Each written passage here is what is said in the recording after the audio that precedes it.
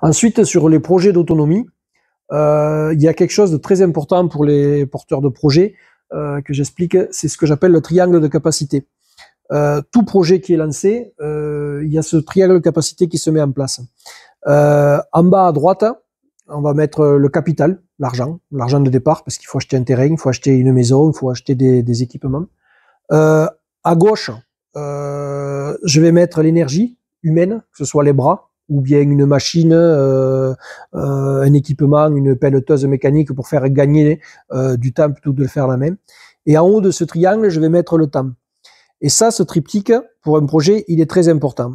Parce que si les moyens, donc le temps, l'énergie humaine et l'argent n'est pas équilibré, le projet a de fortes chances de se casser la gueule.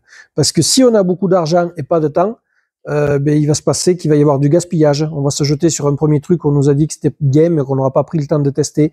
Moi, pour la petite histoire, je connais des gens qui ont mis presque 30 000 euros pour une réserve d'eau. Alors par contre, c'est fait super, c'est comme une piscine avec une dalle en béton dessus, enterrée, ils ont 30 mètres cubes d'eau, ça marche bien, elle est étanche, ils ont fait un carrelage au sol et tout, très bien, sauf qu'à la première canicule, ils n'ont pas eu assez d'eau. Donc 30 000 euros pour être en pénurie d'eau. Donc c'est dommage, si moi je les avais conseillés, avec un budget divisé par 3, on aurait pu y arriver, parce que j'aurais séparé l'eau qui est à potabiliser pour la maison, et de l'eau qui servent pour le jardin. Et surtout, ils n'avaient pas mis en corrélation l'eau qu'il y avait besoin pour le jardin avec le jardin était grand. En plus, ils utilisaient des substituts ils étaient sur des broyats, donc il faut absolument bien arroser parce que dès que ça sèche, ça devient hydrophobe. Et donc en plus, il y a eu la canicule et donc du coup, ils avaient 30 mètres cubes d'eau et ils ont laissé crever tout le jardin, une grande partie du jardin parce qu'ils en avaient même plus pour eux.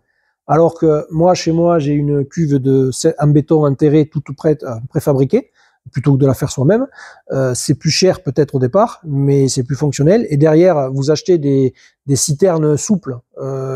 Si vous commandez, je crois qu'avec 1500 euros, vous pouvez en acheter une à 10 000, de 10 000 litres.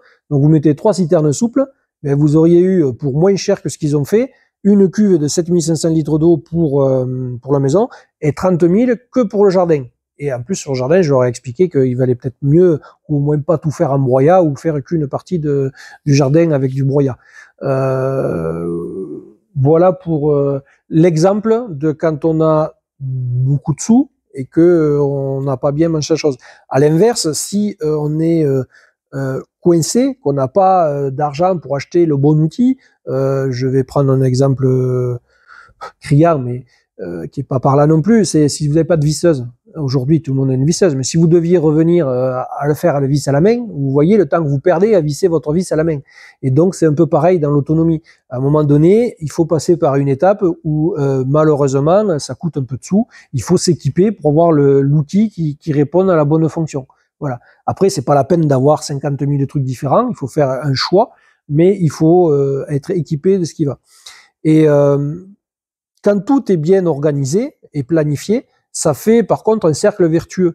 Par exemple, au lieu d'acheter 400 fraisiers pour faire des plates-bandes, pour pas avoir à désherber une plate-bande que vous voulez cultiver en couvre-sol, ben vous en achetez 10 ou 20. Vous laissez faire le temps. Chaque année, vous repiquez les stelons. Et au bout de 3 ans, les 20 framboisiers se sont transformés largement en plus de 400.